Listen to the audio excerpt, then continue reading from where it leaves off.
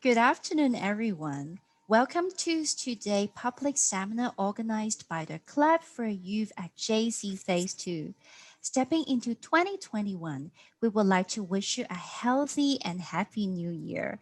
As the celebration tunes fades, news on COVID and economic downturns unfortunately creeps in again. The COVID-19 crisis is having a greater impact on some workers than others. In particular, young people are among those at the greatest risk of unemployment. To shed the light on the changes, we have lined up a strong panel of stakeholders to deliver this international seminar on the theme of COVID-19 Crisis and Employment Outlook 2021 Implications for Employment and Career and Life Development Services for Youth. My name is Yun Hang Ng, and I will be your MC today. First of all, Ms. Irene Leung, the head of charities in Trust Initiated Projects Management of the Hong Kong Jockey Club, has kindly prepared a warm welcoming speech to all of us. Let's hear from Ms. Leung. Good afternoon. A warm welcome to our distinguished speakers and 300 plus participants who are attending this online seminar and community of practice, which is part of the series of public engagement events of Club for Youth at JC, a 10-year project initiated and funded by the Hong Kong Jockey Club Charities Trust and a major initiative under our youth strategy. Commenced in 2015, the mission of CLAP is to develop an evidence-based career and life development intervention model so that young people can be empowered to make informed and meaningful career and life choices in alignment with their unique values, attitude, skills, and knowledge. Phase 1 of the project has successfully engaged 30,000 youths in its first 5 years. We witnessed secondary school students who discovered their personal strengths and built up confidence in taking the first steps of their career, youths who failed in academic studies and school dropouts who thought life is hopeless, who then came to realize that there can be multiple pathways in work and in life. Phase 2 kicked off in September last year. It has a renewed mission to foster the ecosystem to support smoother transition from school to productive work and fulfilling life for youth. We will work with 144 schools, which represents around 1/3 of the total number of public secondary schools in Hong Kong, and support 160,000 students, 8 times of that of Phase 1. 4,000 teachers will go through accredited CLD capacity building workshops to become change agents. We will also strengthen employee engagement. In the longer term, we envision a Hong Kong that embraces diversity, where our young people will make positive contributions to our home city through multiple pathways. School to work transition is a transformational stage for youth, and career and life development is more relevant now than ever, particularly in the latest context with mega technology trends that change our lives and COVID-19 epidemic that triggered economic turmoil. A panel of local and international stakeholders will soon share their views on the impacts of the implications for employment outlook and career development pathways for youth. May I take this opportunity to thank all the speakers and commentators, Dr. Anthony Mann of OECD, who is also the Global Advisor of CLAP, and here in Hong Kong, Mr. Charles Hui, Assistant Commissioner of the Labour Department of the HKSAR government, Mr. Zhou Ngai, Senior Partner and Managing Director of McKinsey Greater China, Ms. Haley Leung, General Manager, Group HR Services of Jardine Matheson, and Professor Stephen Ai of the Chinese University of Hong Kong. They are experts in the field, they are role models for many people, and they are also the ones who genuinely care about the future of our younger generations. I wish all of you a fruitful exchange. Thank you. Thanks a lot for Ms. Leung's warm welcome. As mentioned, for today's seminar, we are very honored to have invited 3 local and international guest speakers to share with us about their experience and valuable insight about the impact of COVID-19 and employment outlook from different perspectives. Let's welcome Dr. Anthony Mann. Hi, Dr. Mann. Hello. So, Mr. Charles Ho, JP. Hello, Mr. Hui. And Mr. Joe IJP. Hi. Thank you. Also, we are very glad to have two commentators, Professor Stephen I. Hello, Professor I. Hello. And Miss Haley Leung. Hi, Miss Leung. Thank you. And dear participant, just a little housekeeping before we get started. Before this seminar, we have already collected some questions for our guest speaker from registrant. And if you have any question during the presentation, please feel free to type your question into the chat box. We will collect this and address them during the roundtable section. At the end of today's seminar, we will also take a group photo together. Now, without further ado, let's welcome our first presenter, Dr. Anthony Mann, who is a Senior Policy Analyst in Education and Skills at the Organization for Economic Cooperation and Development, OECD. He will share with us about the career readiness of young people after the pandemic. I will now turn the time over to Dr. Mann. Dr. Mann, please. Well, thank you. Thank you so much. Let me put my slides up. And let me wish everybody who's joining us this morning a very kind of happy new year. Best wishes for 2021. And let me thank our organizers. I've had the pleasure of being able to talk to Professor Stephen I over 2 or 3 years, and I've become really very impressed with the work that's happening with CLAP for youth. I think that the approaches which are being taken are approaches which other countries can learn from, and I'm going to be very interested to be connected, with the project over this year and the years ahead. So I'm going to talk to you for about 15 minutes this morning, and in doing so, I'm going to share some data about the situation in Hong Kong, again, as relates to kind of the career readiness of young people. I put my contact details here, and you'll see at the end, I'm inviting people to contact me at the OECD if they want to kind of find out more or understand more, or get connected with the projects which we're running. But I'll put those up again kind of at the end. Just very quickly, something about the OECD. So we're the Organization for Economic Cooperation and Development, an international organization which works with many of the kind of the richer countries in the world, but also with China and other key partners. And our work is really focused on how can we work together to come up with solutions to common problems.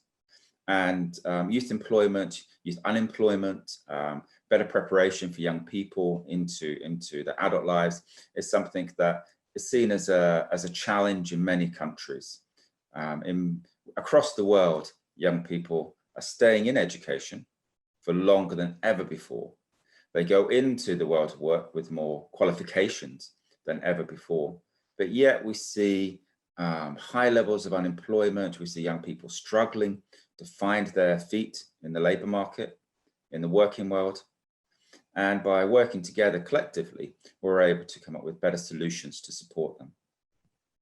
Now, this morning, I'm going to talk to you about career readiness in the pandemic. This is a new piece of work from the OECD.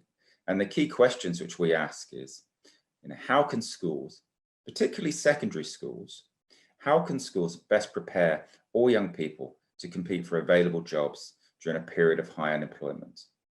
And as we've heard already this morning, with the turbulence, the turmoil of COVID-19, plus the implications, the changes related to technological change, we see the labor market becoming harder for young people. So that's the question which we want to answer. But how do we do this? Well, we focus on insights from national longitudinal data sets. Now, these are data sets where young people are surveyed in childhood, and then many thousands of young people are asked questions.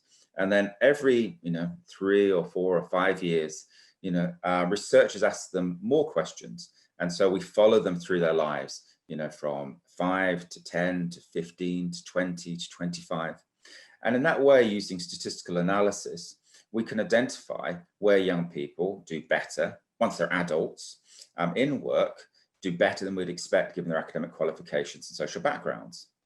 And then we look to identify what are indicators of better career readiness. And so this is a work which we're engaged upon. And then we use our data from PISA, and I'll explain that in a moment, where we have information from about 80 countries around the world, including parts of China and in Hong Kong. And so what do we find? Well, in December, we published a first working paper, and we used this analysis of national longitudinal data sets to identify indicators which appear in different countries at different times, with different groups, which all point towards greater career readiness. And so if you look at that list on the left of this page here, these are aspects of teenage lives which are associated with better than expected adult employment prospects. So, you know, the young people who, for example, are showing greater teenage certainty or uncertainty about their career choices, career ambition, you know, whether they have high ambitions, whether they're misaligned. What that means is if a young person underestimates the level of education they need to meet their career ambition, their job goal, it's a sign that they're confused about what they need to do in order to be able to reach their ambition. And we find that they do worse later on, you know, because of that. So what we see here is that we have a group of indicators around thinking about the future, a group of indicators around exploring the future, and a group of indicators around experiencing the future. And if you go to this paper here, you'll see all the literature which we draw upon, and lots of studies which illustrate these relationships. And you'll find that, you know, over this next year, we're going to be looking to build upon this research and draw from a wide number of countries, including from China and from Korea, in order to be able to get better data from everywhere in the world to see what's universal in all of this. But let me just finish here. We see indicators related to thinking about the future, to exploring the future, and here participation in career development activities is really important because schools can do that, and experiencing the future, part-time jobs, internships, volunteering. So what we then do once we have these indicators is we use our PISA data in order to be able to assess how countries compare and look at the variations within countries. And that's the most interesting thing. I think that's the thing which people are going to be most interested in. But just in PISA in 2018, 79 countries and economies, 2-hour tests from all these areas. And what we can then do is we find out information. We can compare it. Here's a question around teenage career uncertainty. Okay, so the exact question which is asked in PISA, in the PISA questionnaire is, what sort of job do you expect to do at age 30? Now, first thing to point out here is that we have data here from 2000 and 2018 for an OECD average and from Hong Kong in particular, but also for Beijing and Shanghai and parts of China, mainland China as well. And so what we see in 2000 in the OECD, about 14% of young people, you know, couldn't answer that question. You know, they say, I don't know, I'm not sure. But over, you know, the last 18 years, the numbers have increased a lot. In Hong Kong, we see a remarkable growth in uncertainty. So in 2000, when we first collected data, fewer than 1% of young people in Hong Kong, age 15, they're all 15 when they do this test, couldn't name a job they expected to do. Now it's about 23, 24%. We have quite high levels in mainland China as well. Now, sometimes uncertainty is not a terrible thing. You know, if a young person is a high achiever, if they're very good at school, if they're from a very privileged social background, if they have access to lots of good advice, they may decide they want to go to university and then decide what to do. But we know it's particularly a problem, it's most a problem for the young people who have lower achievement, who are most disadvantaged. And if we look at Hong Kong and in sort of Beijing and Shanghai, what we see here, let me talk this through. Okay, so this is all students. So all students are uncertain. We see, you know, here's our code. Hong Kong here is in red. But what we see here is that boys are more likely to be uncertain than girls. And if you're in the bottom quarter by your social economic status, by kind of the income and social background of your family, you're much more likely to be uncertain.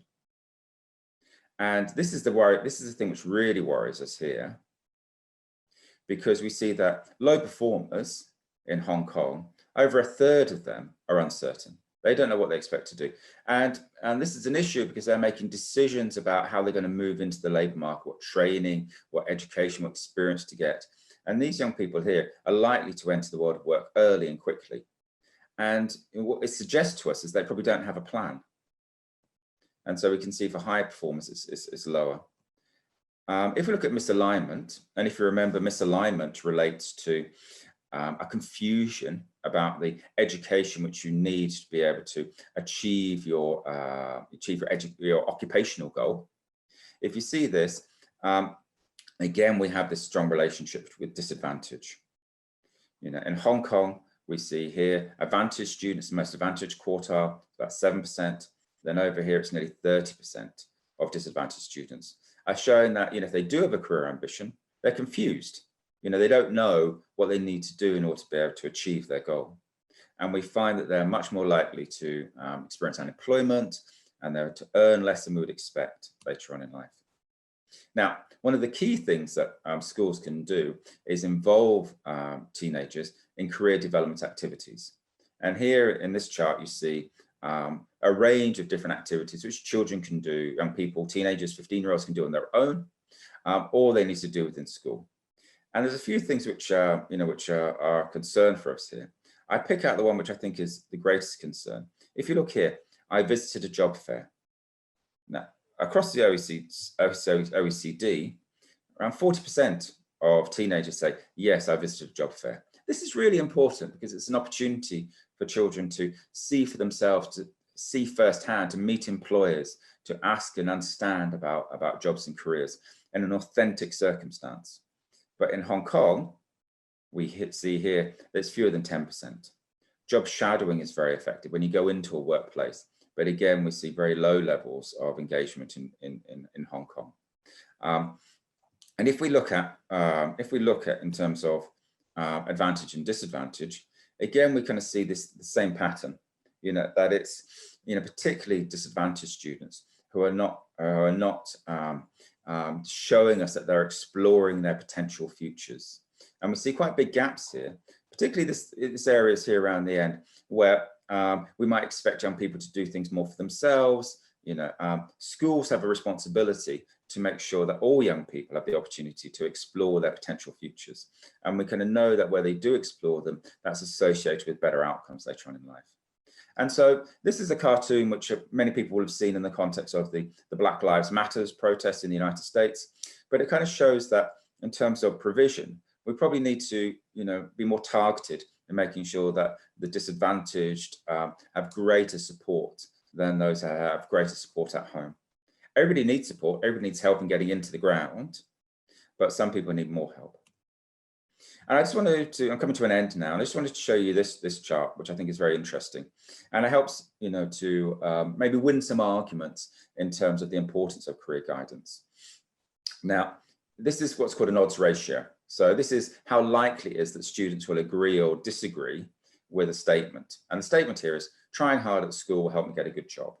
And so young people here are telling us that they see an association between what they do at school and their imagined economic future, how they imagine themselves to be in work. And we can see here, you know, if they do an internship, well, perhaps they're, you know, they're less likely. Maybe they think that school in Hong Kong is not particularly focused on helping people get into work or relevant to work. Maybe their impression, we don't know. But over here, this is most interesting.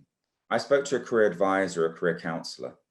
You know, they're nearly half as likely, you know, to, you know, 50% more likely to agree with the statement that, and that will underpin motivation. It will underpin so like understanding and engagement in education. And it's a small thing to play for potentially so like a big outcome. So over this year, we're going to be answering these sorts of questions. We're going to be creating data-driven tools for career guidance. And in doing this, we're looking to, you know, kind of work with people who work, you know, kind of in this area, and particularly work with schools. If you're interested in engaging, so like in the project, email me, that's my email address, follow me on Twitter, and we'll set up a stakeholder mailing list. And we will engage with you. We'll help share our publications and our practice guidance that comes through the year, but also we'll look to you to share some of your practice and help us decide where this work may go next. So let me thank you all for your time this morning. And at that point, I'm going to stop sharing my screen and join back with the rest of the conference. Thank you so much. Thank you so much, Dr. Mann, for the inspiring presentation. Next, let's welcome our second presenter today, Mr. Charles Hui, JP. Mr. Hui is the Assistant Commissioner of the Labor Department of HKSAR Government, and he will share the recent government initiative and employment supportive measures in response to COVID-19 in the Hong Kong context. Welcome, Mr. Hui. Mr. Hui, hi everybody, yes, good afternoon. You. Yeah, yes. I would like to share with you what the government do to help our young people to get into employment during the COVID-19 epidemic. COVID-19 has dealt a heavy blow to the local economy and worldwide economy, as well as the labor market. Young people are particularly vulnerable to unemployment during economic downturn because of their lack of work experience. As you can see here, according to the latest unemployment figure, sorry, I have a typo, 2020, September to October, the overall unemployment is 6.3%.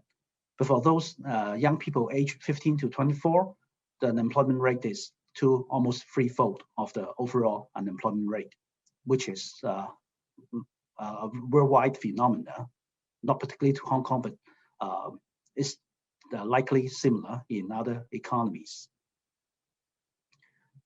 For the government, while unemployment, because the job opportunities or job vacancies are mostly offered by the private sector, to solve this problem, to alleviate the unemployment situation, we need to wait for the private sector to pick up.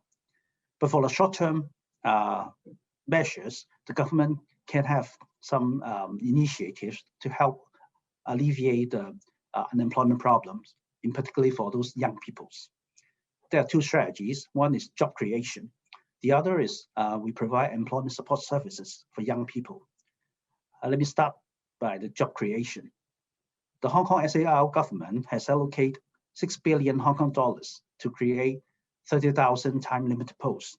By time-limited posts, we are talking about posts that last for about 12 months. These jobs are created in both the public and the private sector for people of different skill sets and academic qualifications. In fact, many of the jobs are created specifically for fresh graduates and particularly suitable for young people because they are particularly vulnerable to unemployment during this economic downturn. Here are some examples of jobs created in the public sector. Some are technical and non-skilled workers. Some provide administrative, executive, and clerical support, and some information technology staff. For those jobs created in the non-government sector, I'll just list out some of them that are particularly suitable for fresh graduates. For example, we offered several subsidy schemes for private sector to employ graduates from the engineering, architecture, surveying streams and environmental related disciplines. There are about 2,500 such jobs. We have subsidy schemes for fintech related business. And the last one is, this is particularly targeted at recent university graduates. That is, they are graduating in 2019 and 2020. We have partnered with a business association so that members of that business association promised to offer 2,000 jobs for young people who are recent graduates. The government provides them a subsidy for 12 months. The amount of subsidies is 5,600 per month for 12 months. and the employers are guaranteed to provide jobs with remuneration of no less than $12,000 a month. That's all just examples of job creation. And let me turn to the second initiative, that is, we provide employment support services for young people. There are three such examples. One is the Youth Employment Start, which is a youth employment resource center. The other is Youth Employment Training Program. The last one is a Greater Bay Area Youth Employment Schemes, which we launched last week. Let me first talk about the Youth Employment Start.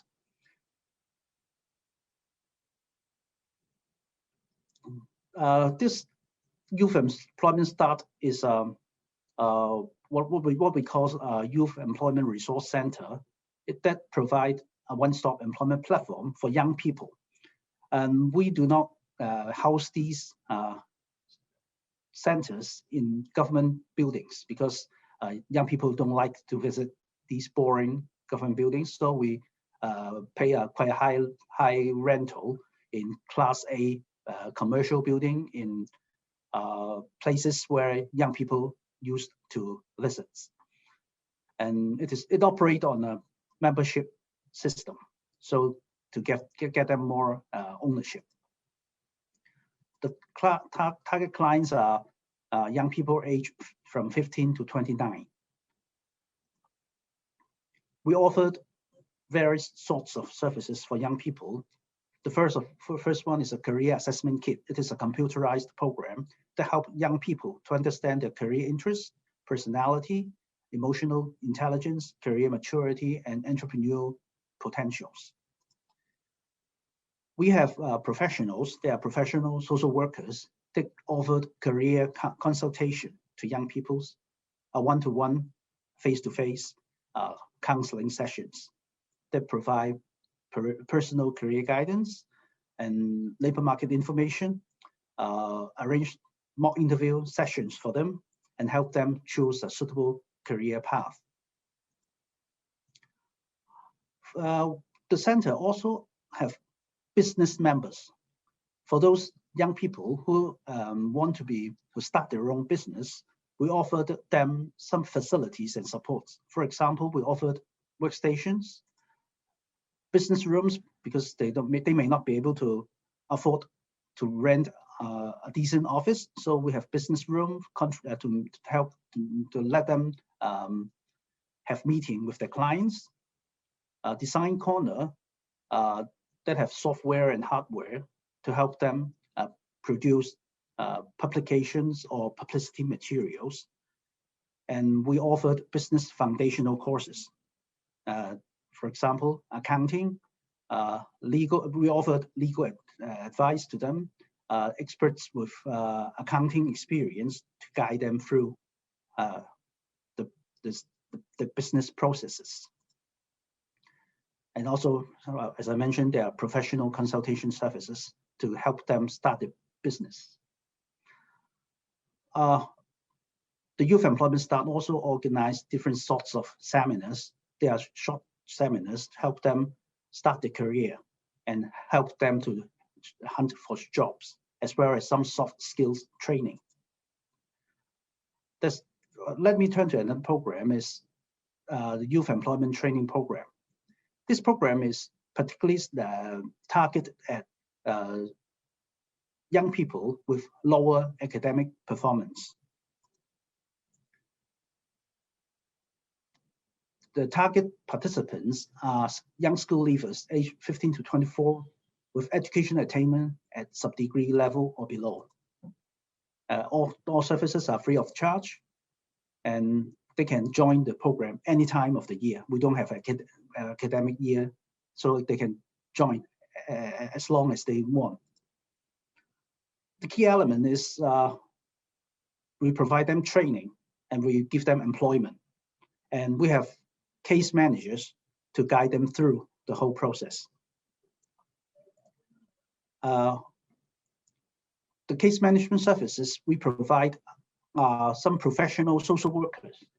They give them personalized career guidance and job search assistance and post-employment support. That is, even after they land on employment, the case managers will help them settle in the jobs and resolve any labor management issues that they have after landing in a job.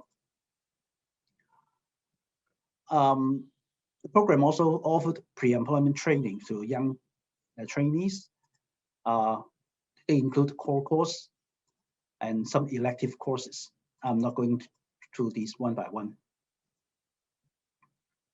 After they have received that trainings, they can go on the job training. That is, we have employers that are willing to employ these young people. These on-the-job training lasts for 6 to 12 months. These are regular employments, in fact. To encourage employer to take on these young people, we offered employers an allowance that is raised from $4,000 to $5,000 last September. Because of the poor economy and the high unemployment in young persons, we raised the training allowance so as to encourage employers to take on more of these young people. And as a pilot, we also, since last September, launched a retention allowance scheme to encourage the trainees to stay on employment. For those who stay on employment for 3 months or more, we offered them $3,000. And for each month they stay on, they will receive $1,000 more each month. And trainees can also attend training courses on their own, and they can get reimbursement of the course fees. But last of all, I'll talk about the Greater Bay Area Youth Employment Schemes, which we offered, which we launched last Friday.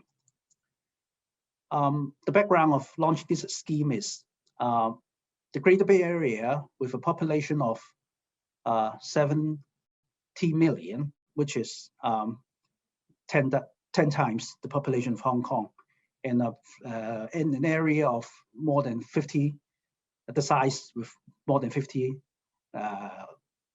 the total area of Hong Kong. They offered tremendous development opportunities for young people. And the other reasons we launched this scheme is the worsening youth unemployment rate that we mentioned earlier. The scheme will offer 2,000 places, and about 700 of them are designated for innovation and technology posts, because across the border in the Greater Bay Area, mainland cities, we understand that they have a great production space and have keen interest in innovation and technology.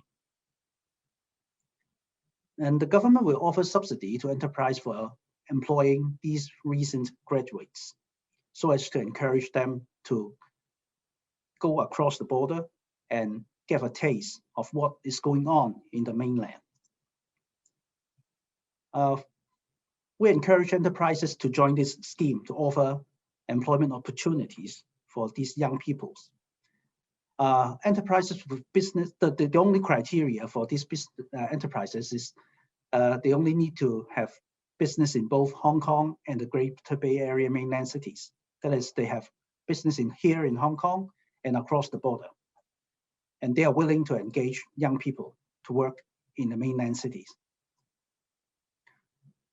The target university graduates are those Hong Kong residents holding bachelor degrees or above, locally or somewhere else, in 2019 and 2021. That is, the recent 3 cohorts of graduates are eligible to join the scheme. We target at these university graduates because, as mentioned earlier, with limited work experience, they will have difficulties in finding jobs. So we target at these graduates. The enterprises shall engage these graduates under Hong Kong law because they are engaged in Hong Kong. And so that we can, why we want them to be engaged in Hong Kong, because in that way, the Labor Department of Hong Kong can follow up on any labor relations issues that might happen during their employment. So they have to be engaged under Hong Kong law, and their monthly salary, we because of the extra expenses, if they work in the mainland cities because they have to pay for the rentals or other say traveling or other expenses.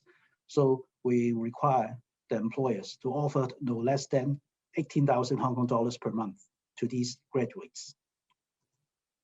In return, the government will grant a monthly allowance of $10,000 per month to these enterprises for each graduate engaged for up to 18 months. This is just the timetable. We require that these graduates to get into employment no later than end of August this year. That ends my presentation, and thank you very much for your patience. Yes. Thank you, Mr. Ho, for the great presentation. And now we will go ahead and welcome our next presenter, Mr. Joe I. JP. Mr. I is the senior partner at the managing partner of McKinsey's Greater China's office, and he will share with us about the employment outlook from a macro perspective of employers and corporates. Let's welcome Mr. I. Mr. I, please. Thank you. Hi, thank you, everyone. I think that it's a wonderful, forum to talk about, what does the new world and the new normal means for our young people, right? So the title of my very brief remarks here is called The Future of Work, because I truly believe that the future of work will look a little bit different than what it looks right now and what it has looked in the past. So maybe I'll just, talk about a few things that we have, some thoughts on, and certainly will welcome your inputs and discussion. Next page. So one of the biggest change, as you all know, is around how automation and AI, artificial intelligence, is transforming the way how we work and transforming the way how corporations kind of think about their manpower, right? If you go to the next page, I think that you'll see a little bit here. We did a research around, and I know a lot of people talk about, oh, there'll be so many jobs that will disappear, right? And so many jobs that were replaced by robots. What we have found is that actually most jobs are not completely automatable. And so we found that less than 10% of jobs are more than 90% automatable, right? So the jobs will still be there. The difference is that the percentage of the activities, right, that could be automated is increasing.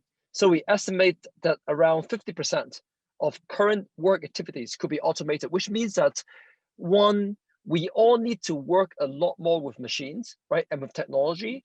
And two, maybe there'll be less jobs, as there were before, because not that jobs will get replaced, but that job will, because of automation, there'll be less number of jobs and number of employees required. The next page here shows a little bit around how it affects the different people, right? So, if you go on the left-hand side, 100% of people will be kind of replaced, will be things like, sewing machine operators, assembly line workers, right? And as you go from the left-hand side all the way to the right-hand side, you will see that actually we feel like, psychiatrists, legislators, maybe some chief executives, fashion designers, surgeons, engineers, maybe these people will get less kind of replaced, right? In terms of the number of tasks is automatable, right? And what that means in the next page, you'll see is that, as you look for a career, right? Go look for something that has a future, right? So I'm not encouraging everyone to be a preschool teacher, right? You see at the bottom here, right? Preschool teacher, right? People who work with, 2-year-old, 3 years old that are highly unpredictable, right? In an environment, right? That is actually very, very fragile, right? Those are the people who we just don't think the machines will ever be able to replace preschool teachers, right? So as you think about this, I think that there's actually a lot of rethinking around what kind of careers do you want? What kind of careers, will the future of work hold? And, there are some also counterintuitive things that might come up, right? One of the big debates that we have, in our firm is around are doctors more replaceable or are nurses more replaceable, right? And this is quite interesting Because as you think about, what a doctor, actually do, right? Basically looking at different scans and reports and different, temperature checks and things like that, right? You take a lot of input, right? You put it into your, your own, experience and database, right? And then you have some kind of diagnosis, right? And we have found that actually machines can read scans better, right? There's a lot of things that machines can actually do that actually, to be honest, is more consistent, right? And actually more maybe accurate and can capture that extra 5% that maybe a regular kind of average doctor may miss. But when you think about a nurse, right, one of the most important jobs is for them to tell the patient's family what's going on, right? And that is something that actually needs a lot of empathy.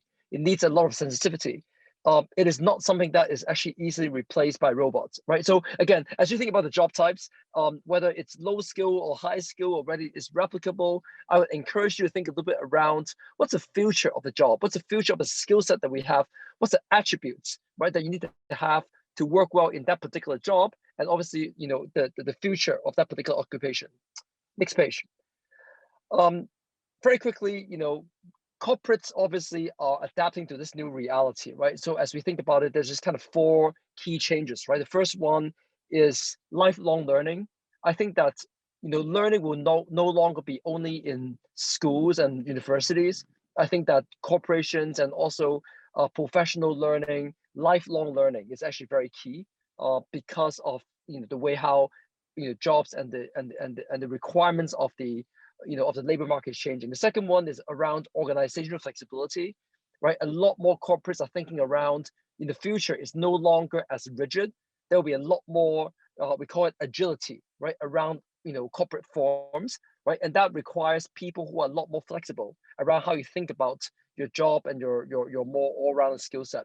The third one, we call it kind of new collar jobs, right? This is not blue collar or white collar, but new collar, right? And these are basically how do you create some kind of middle skill positions, right? Where it's no longer the blue collar, I just give you my labor, but it's something where, it's labor plus, plus technology, right? I'm actually working with machines a lot, right? These are the sort of new collar jobs. And lastly, independent work, right? We think that things like the gig economy, the way how jobs are structured will also be quite different, right, in the future.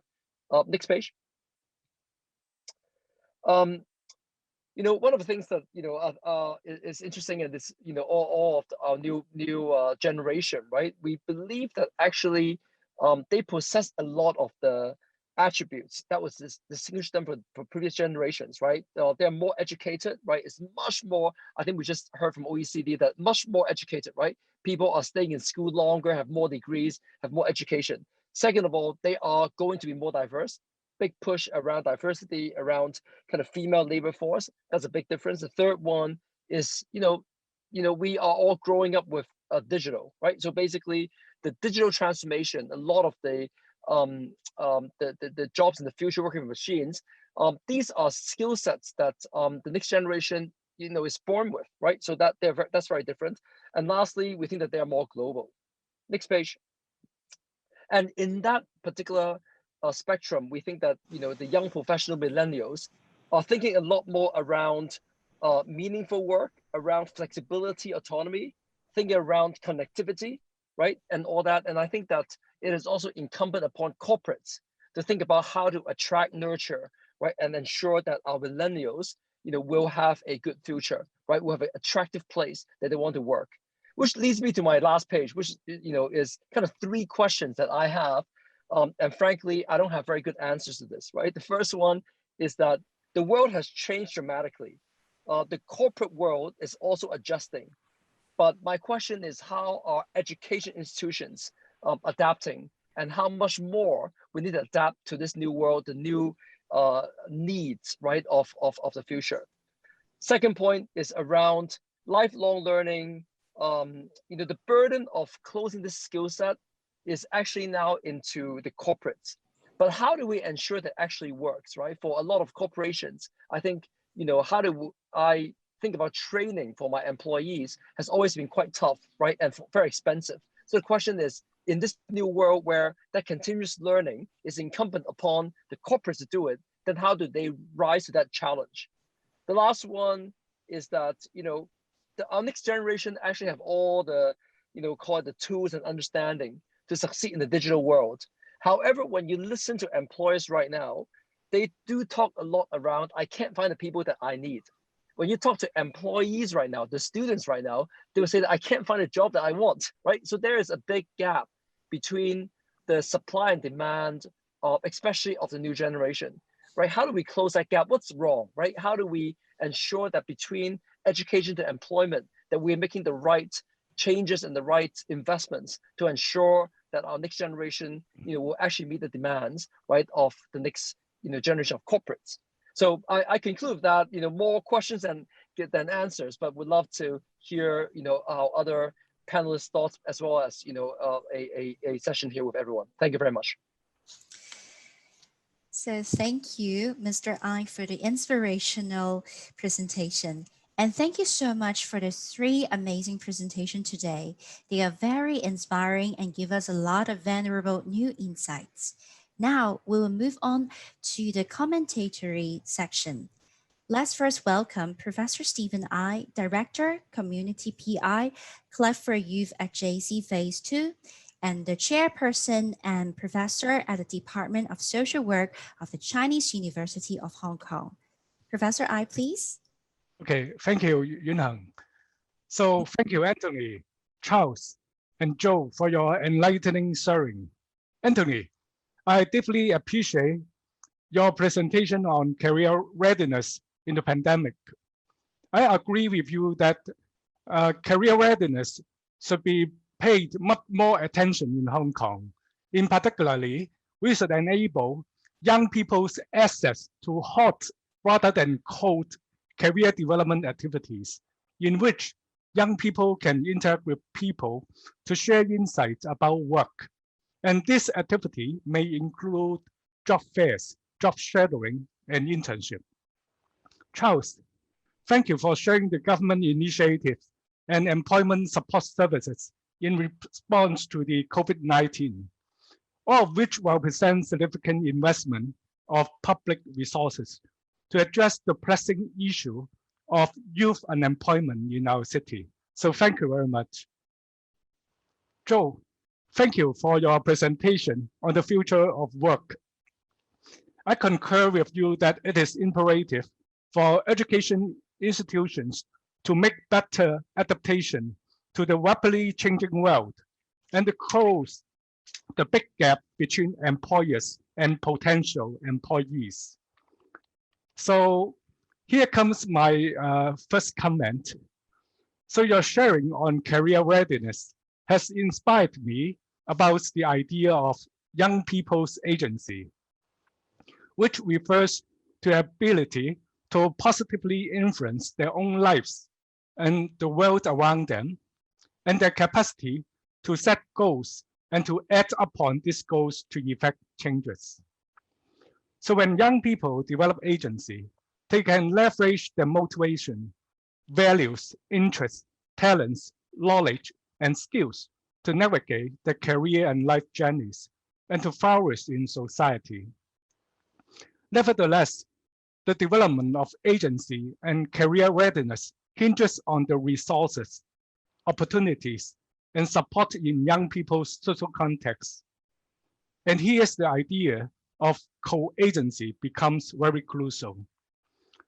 So past research and also frontline experience show that young people develop co-agency in an interactive, mutually supportive, and enriching relationship with their peers, teachers, parents, and community in a larger learning ecosystem. So in this connection, and under this difficult pandemic situation, so can you provide some suggestions for institutional or infrastructural arrangement for connecting different key stakeholders with young people to foster an enriching and sustaining ecosystem for productive school to work transition for young people?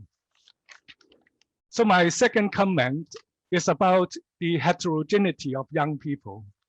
So we know that young people vary considerably in the extent to which they have access to resources, which will allow them to make informed and confident decisions and to secure rewarding experience that will enable their progression toward ambitions. And these variations are very often influenced by young people's own family backgrounds and socioeconomic statuses. So in Hong Kong, our frontline social workers share with us that the most disadvantaged groups of young people include young mothers, early school leavers, hidden youth, ethnic minority youths, young offenders.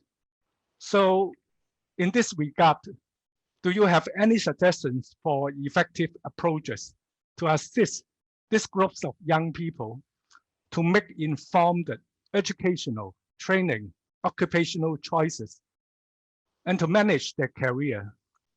So if your answer is yes, could you share some success examples or stories?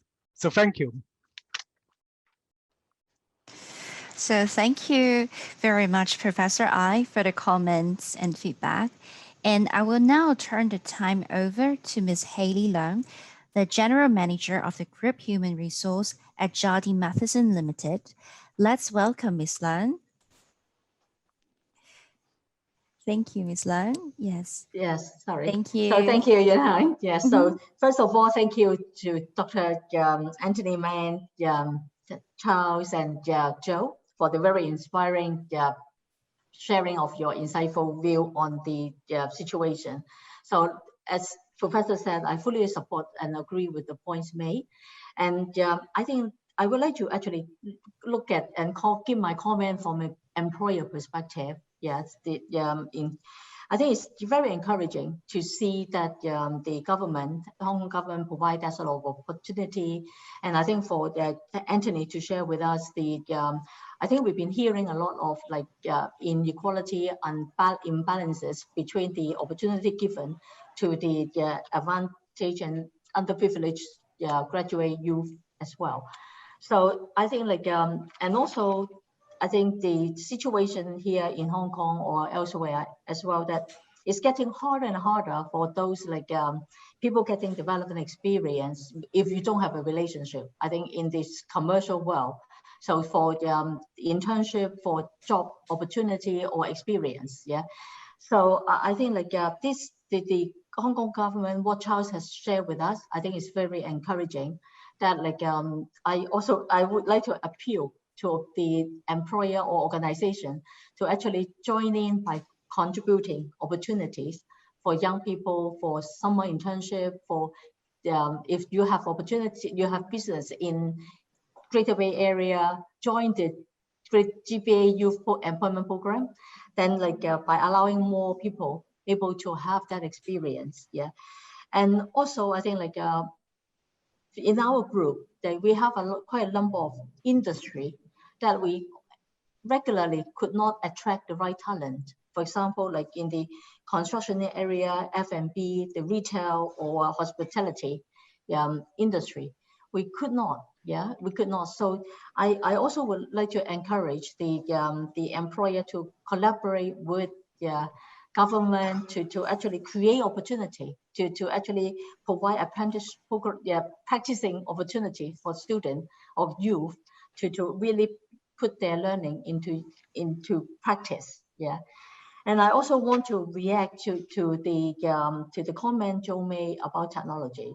So I think it is true. Technology, AI, and the environment is changing, and a lot of the technology has actually taken over. Some of the work used to be managed by human, but I also very, very much like agree with Joe that our heart, our brain cannot be replaced by AI or technology.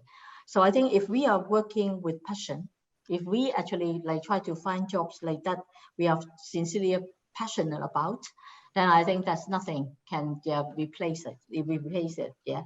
And also the future of work. And as an employer, we are also learning how to actually support and develop our millennials. One thing that we changed, our trainee program, we actually revamped it totally. Because in the past, we actually look at the classroom training qualification, but now we look at critical experiences. Yeah. So it's the VUCA world, the uncertainty still, no one predicts what will happen, what is the post-pandemic situation. But one thing that will not leave us is our experience that we've gone through, our heart, the passion we have at job. So that's what I think that we need to continue helping our youth to build, and the ability to actually manage uncertainty, ambiguity. That's what I want to say. Thank you. So thank you, Ms. Leung. And thank you both, Ms. Leung and Professor Ai, for your venerable input and feedback. And I'm sure our participants have gained many insight from today's presentation and commentatory section. And now we will move on and start our exciting roundtable discussion section. And dear participants, if you have any questions or feedback for today's presentation, now is your time to raise them. Please feel free to type your questions in the chat box. And just a heads up, we would like to take a group photo together after the roundtable session, and my colleagues will adjust the Zoom settings later so that everyone will be able to open your camera. Now, I can see that we already have a few questions for Dr. Mann, Mr. Hui, and Mr. Ai. The first question is for Dr. Mann. And then based on the OECD data, is there any difference between the career readiness of youth in Hong Kong and in other international contexts during the pandemic? If yes, what caused this difference? So, Dr. Mann, may I know if you have any response? Thank you. Well, thank you for the question. Our initial findings, our initial results is that in some areas, there are indications that young people in Hong Kong, 15-year-olds, from whom we gather data in terms of the PISA tests, look like they are at a greater disadvantage in terms of their career readiness compared to young people in kind of other countries. Now, we are in the midst of a body of work, and it'll be only towards the end of this year that we kind of publish our assessments of kind of the standings of different young people. The indicators which I'm talking about, are flags of concern. They're not going to predestine that somebody will definitely sort of like end up in this circumstance or that circumstance. But what they do collectively is they give us an indication about whether a young person is critically engaging with their thoughts about their potential futures, whether they are taking action either themselves or in the co-agency of their educational institutions or the people around them. Career readiness is a dialogue, it's a social function. We need to support young people, and they need to be, exploring and asking questions from multiple people within society, including employers, and we need to give them direct access to employers because they can provide, really authentic and persuasive insights into whether a career pathway is right for them or not. And so when we're seeing young people give us the evidence that they appear to be critically engaging in their own transitions, we kind of know from these longitudinal studies, we can expect that on average, they will do better in the labor market than somebody who doesn't have this. And, we can't create jobs through this, but what we can do is that we can help young people to end up in parts of the labor market which are better fits for them. And we see that in higher wages than we would expect. We see that in high levels of satisfaction. And we would expect actually that leads to greater productivity and, and greater employment gains. And our concern really is within Hong Kong is that kind of young people, particularly the more disadvantaged ones, our data is showing that they're not engaging with employers as much as we would see elsewhere, and they're showing us that they're demonstrating some great uncertainty and confusion about where their futures might lie. So thank you, Dr. Mann. So dear guest speaker or the commentators, may I know, do you have the relevant response to these questions as well? It's okay. Shall we ask another question? And then for Mr. Hui? And then the question is about the youth labor market is highly sensitive to economic cycles. So the impacts of the pandemic of youth labor market outcomes will be very severe. And what do you think are the key factors to facilitate decent and sustainable youth employment under the pandemic? So Mr. Ho, please. Thank you very much. Thank you. Thank you for the question. Well, training, some may say that training is important for young people to land on the job, but I do believe that on-the-job training, the chance to or opportunity to have a job and learn from fellow workers, learn from the mentors is more important. So our efforts will be to we put most of our resources or a large amount of our resources to encourage employers to take on these young people. While during economic downturn, the employment opportunities become more scarce. So we increase our financial incentives for employers to take on these young people so that they can have a chance to work and they can learn on the job. Because the longer they become non-engaged, the more difficult they will be able to get a job even after the economic revival. So our first priority is to help these young people to land on a job. That may not be the most desirable job for these young people, but as long as it is a job that can give them more experiences that can help them to move on to another job when the economy revives. That's my view. Yes, thank you, Mr. Hui. And then we have another question for Mr. I. And the question is about what is the role of employers and corporations in this critical COVID-19 economic downturn context? What can employers and corporations do to foster a sustainable ecosystem for both youth and Hong Kong talent development? So, Mr. I, please. Yes, I think that it is a very good question. I think that corporates need to be long-term minded as we go through COVID-19, right? I think that right now, we also be sympathetic towards corporates, right? Right now, a lot of corporates depends on what business you're in. Some are actually fighting for survival. So it's very difficult to ask them to help the youth when they are looking at how they would themselves survive. But I think that for the more well-endowed corporates, I think that right now is an area to double down on youth. I think that for a lot of corporations, the most important initiative for them right now is to think about how to embrace the digital world, right? COVID have meant, not being able to meet in person, has meant to use remote channels and all that. So therefore, I think that it's very important that, the younger generation actually possess a lot of this tools and experience, right?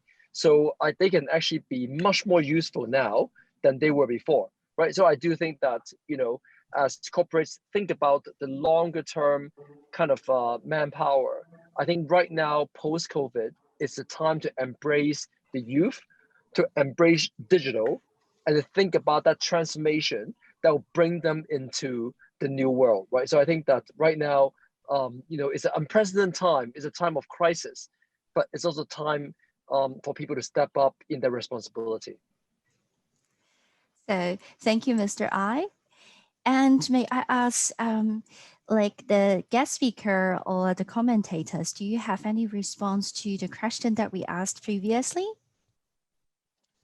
Yeah, maybe, Yes. I would like to add about the thank youth. you. Yeah, so I think I agree with Charles that the youth should ride on the opportunity. Yeah, so do not disengage from any work opportunity, and then get on the job and also learn the skill. And very importantly, I think right now a lot of concern or perception that about millennials, we need to come out and work on our behavior, work on the strength of all the youth that they have possessed, and put on a positive mindset and the can-do attitude, and gather as much experience as they can. So when the market return, then they will be able to grasp the opportunity. So thank you, Ms. Leung. So any other responses to the previous questions? Because we still have some questions from the participant. So the next question is for Dr. Mann. And the question is about how do you see the online learning, like the MOOC or online academy, to provide continued education for youngster or even early career youth? Thank you. Okay, thank you. And let me just begin by adding a comment to as a response to the previous question. Sure. And it's absolutely right that, you know, we kind of need to try and keep young people, you know, in the labour market, give them experience of work. Any job is better than no job on the whole. And, you know, it's important there to try and give young people as much agency as possible in finding what temporary or supported work they end up in. But I think one thing which is important to add to this is we need to, you know, help young people understand that, you know, it's, you know, they haven't caused this crisis. It's not their fault that they're struggling in the labour market. You know, we kind of see through economic recessions quite a lot of psychological damage, and so you know, for young people, that mentally they can find it quite difficult to sort of like deal with finding it so difficult in the labour market, because, you know, not only are young people the most educated in any generation in history, they're the most ambitious, you know, and they have very high expectations of themselves, and they worked really hard at school and at university, and then they come into the labour market and it's difficult. And I think we need to be aware of that psychological dimension of the support which we need to give them. And part of that's about framing, you know, kind of framing the issue and framing how difficult it is for, you know, for many people to find work, particularly if your social capital, your social networks, you know, aren't of those which can provide work for you. And on the question around MOOCs and online learning, I think, you know, this is a resource which we've seen increasingly used over the last 12 months. It's been vital for getting information through to students. We've learned an awful lot around the world about how online education can be more effective or less effective. In the particular area of career guidance, I think I would focus on one key word, that's authenticity. You know, kind of for young people, if we're giving them like advice, if we're giving them counselling, if we're exposing them to information and support, the more it feels authentic to them, that this is real, this is embedded in, people really know what they're talking about, you know, because they're working in particular different economic areas or they're a specialist and background, then the more authentic it is, the more effective it is. And I think sometimes there is a risk that we make it easier and cheaper to provide information and guidance to young people by using technology, but we can make it less effective sometimes if it doesn't appear personalized and authentic to that young individual, which is why career counselors are so important, because they can help young person to navigate their way through the different resources and different level of expertise which exists within their community. I think coming out of the pandemic, where the OECD would see that, you know, a lot of the innovations which took place to take account of confinement and the, you know, schools and universities closing down are things which are probably going to be retained in the new system, and we'll move more towards blended learning and seeing ways that the technology can really underpin so like learning and teaching. But I think, you know, within that we'll still see a kind of like a fundamental importance of kind of face-to-face interactions. And I don't think I'd be surprised if we ever see MOOCs completely replacing that. So thank you, Dr. Mann. So any other responses? Okay, so thank you. And here comes the question for Mr. Hui. And the question is about if there are any supportive measures for employer to encourage them to give job opportunities to young people with limited work experience. Mr. Hui, please. Yes, thank you very much. Actually, the programs we offered are mainly targeted at those young people with less work experience. For those with more work experience, they can make use of other employment services offered by the Labor Department. We have specifically set up a division, we call it the Youth Employment Division, that dealt with young people, particularly those with less work experience. For example, the Youth Employment Training Program I mentioned in my presentation, the program is a all-round program that help young people from training, pre-employment training, job attachment, as well as on-the-job training under the guidance of a case manager. So young people who have less work experience are able to say they start the pre-employment training, and they can get a 1 month job attachment with an employer to acquire the job skills and some job experience, and then go on to 6 to 12 months of on-the-job training under real employment. So these are the way we help young people with less work experience to acquire the required skills for landing on a long-term job in the labor market. So thank you, Mr. Hui. And do we have any responses from our guest speaker and the commentator? Okay, thank you. So now we are going to have another question for Mr. I. So due to the social distancing measures, we have witnessed an increasing use of e-commerce recently. So it's a good idea of young people to start their own online business and become an e-entrepreneur considering the lower threshold of e-business. So thank you, Mr. I.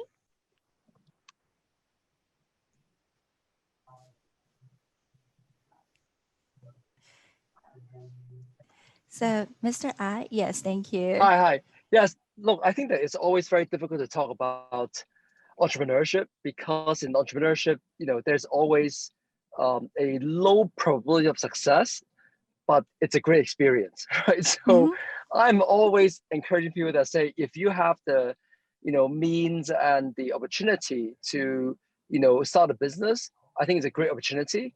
But at the same time, be always very vigilant that, even if you fail, it's okay, because that's also, part of, you fail and then you learn and then you do more. So I do think that we just need to be very careful about entrepreneurship. It's great, but at the same time, let's be careful when we fail, we don't get over discouraged. Thank you. So thank you, Mr. I. Any comments from the floor? Yeah, Yes. I would like to Thank add as you. well that I think perhaps you. like the motive and the goal of going into entrepreneurship need to be very clear, because I also heard a lot of young people talking about having interest of starting their own business, but what they have seen from television, from social media, were all the success story, but less so about those failure. And as Ms. I said, there are lots of, it's quite very challenging. So then I think if we are going through this process to learn the experience of setting up your own business and get the required skills so that you learn, I think the objective need to be clearly laid down so that the learning on the way will be enhanced. So thank you, Ms. Leung. Any comments, feedbacks from the floor?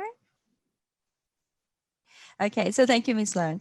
And we still have some other questions. And this question is for Dr. Mann. And then you mentioned youth in OECD are more uncertain with the future than Hong Kong. However, youth in OECD take part more in internships, employment, advice, and activities than youth in Hong Kong. Could you please tell me why? So Dr. Mann, any response? Thank you. Well, that's a really good question. And it kind of talks, sorry, there we go. It talks really to our ongoing work in trying to really kind of make sense of kind of the indicators which we have.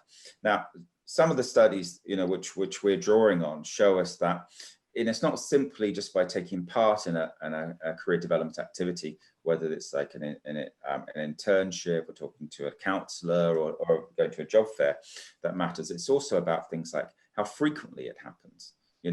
Just once sometimes often isn't enough, but if it's multiple times, we kind of see bigger impacts. We also see impacts if, and this is really interesting, we see greater impacts if young people at the time, when they're age 15 or 16, if they agree some of these activities are helpful or very helpful to them, it turns out they're right. And 10 years later, we find them earning more than we'd expect or more than somebody who at the time, but it wasn't useful.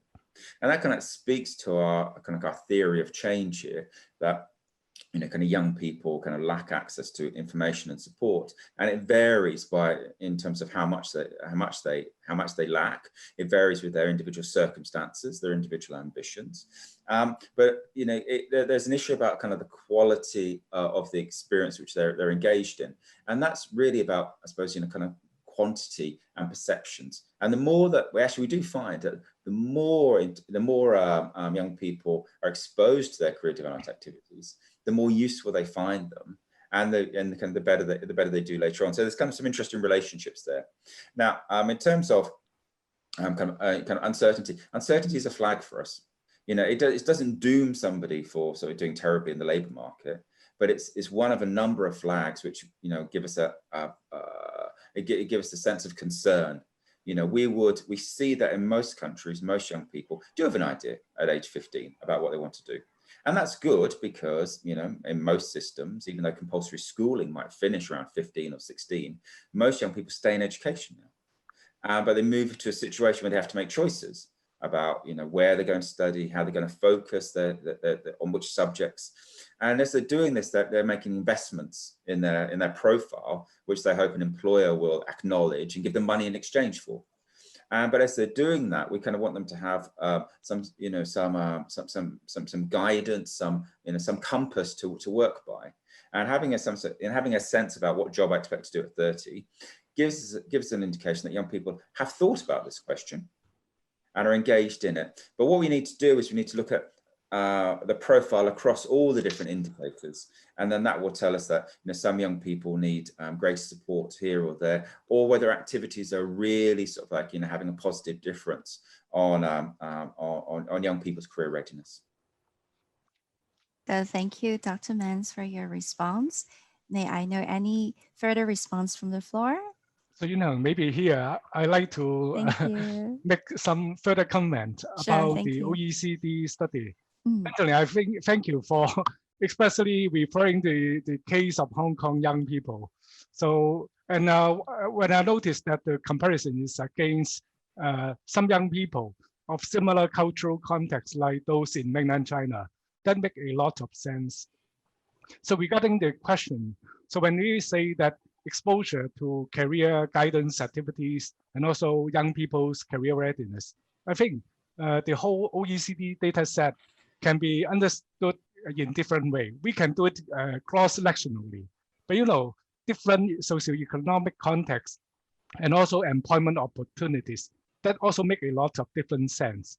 So we maybe for me, the insight for me is that when we compare young people in 2000 and also young people nowadays, we can see a lot of differences in Hong Kong young people in terms of the career readiness. So nowadays, in many indicators, we can see they are very uncertain about their future. So that is really challenging. So another quick, I think, really deserve more attention is about the disadvantaged group. That also relates to my second comment.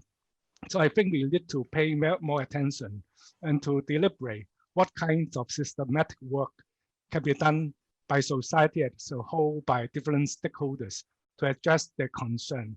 So now, from our speaker's presentation, it seems to me that now we are living in a very uncertain, but at the same time very polarized world. So we may understand like this, for those very advantaged young people, they will become even more advantaged. Then for those disadvantaged, it would make them even more difficult. I think this is a quick alarm for us to really think more about this. So thank you, Professor Ai. So any other response or comments? Yeah, Yunhang, may I just make a comment? Yes, I think one thing that we are doing from our group to avoid that sort of inequality or not balance, because between the advantage and disadvantage. So when we are doing the selection for management training, we stop looking at their CV. Okay, so we look at the different criteria we set, and then we don't give the CV of those applicants.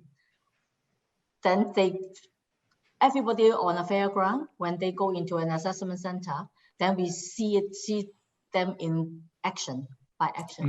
So that actually proved to be actually very meaningful. I think that's great.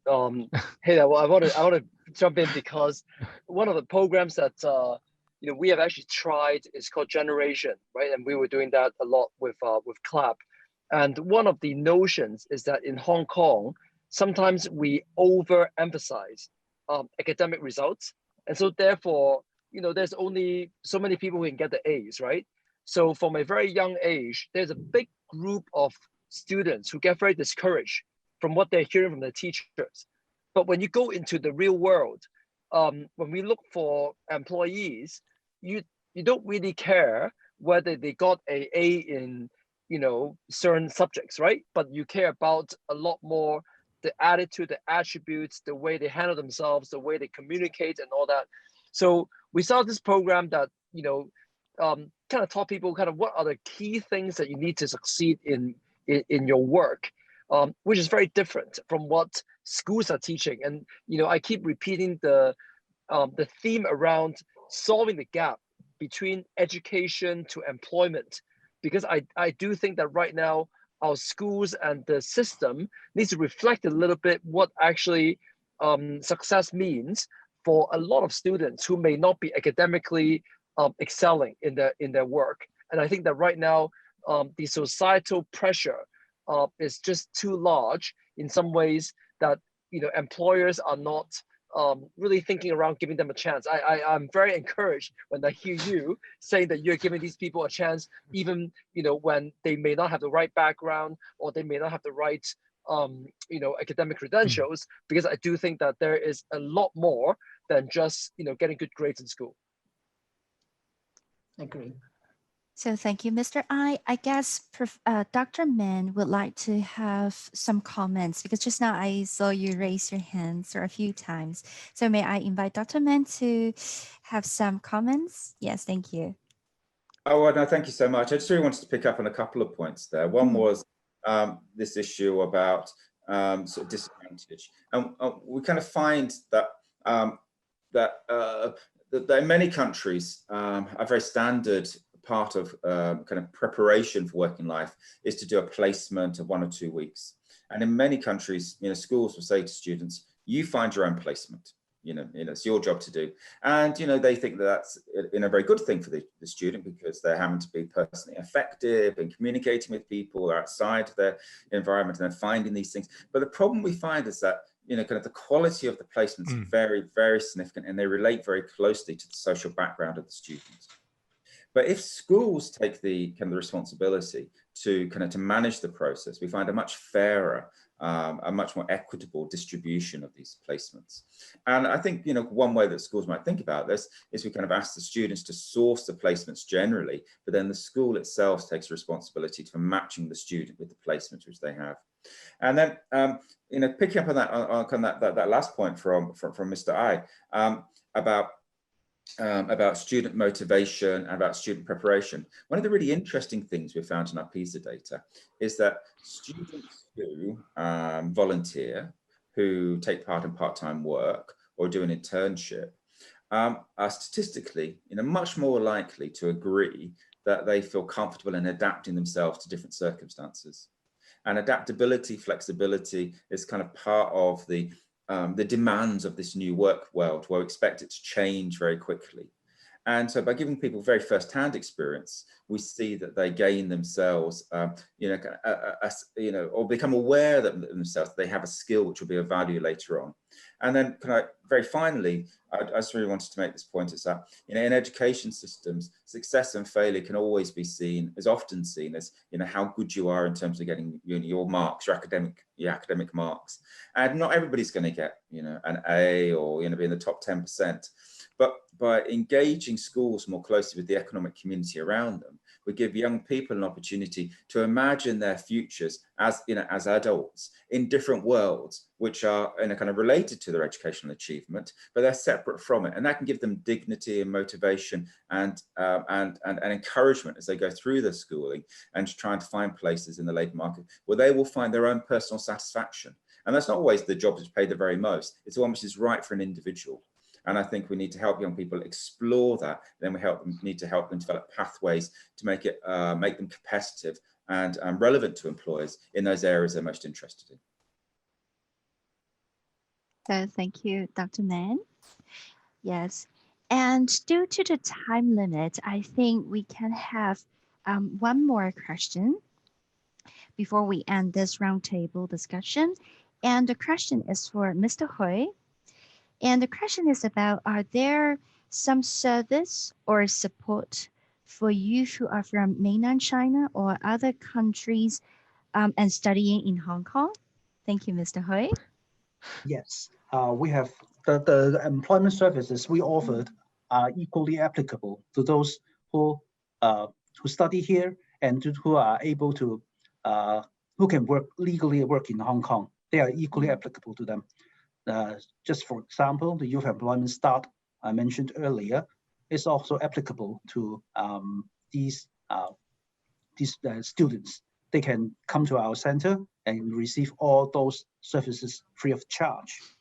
And for example, for those, especially those mainland students, I understand that they can stay in Hong Kong after graduation, and within a year, if they can land on a job, they can stay on and then get employed and get a long-term residency in Hong Kong. For these students, we offered some, say, job fairs, especially for those members of the Hong Kong Chinese Enterprises Associations. They're particularly attractive to these students because they have a better understanding of the culture of these mainland enterprises. So we offer these job fairs, and then as well, we offered, as I mentioned earlier, there's a employment program we launched last October that subsidized members of these Chinese Enterprises Association to employ graduates. These graduates can be some, say, mainland graduates that have finished their studies in Hong Kong and get employed, and we offer them subsidies for 12 months so that they can land on a job and stay employed in Hong Kong. So thank you, Mr. Hui. And this is the end of today's public seminar. And thanks again for joining us today. And we are going to see you next time. Bye.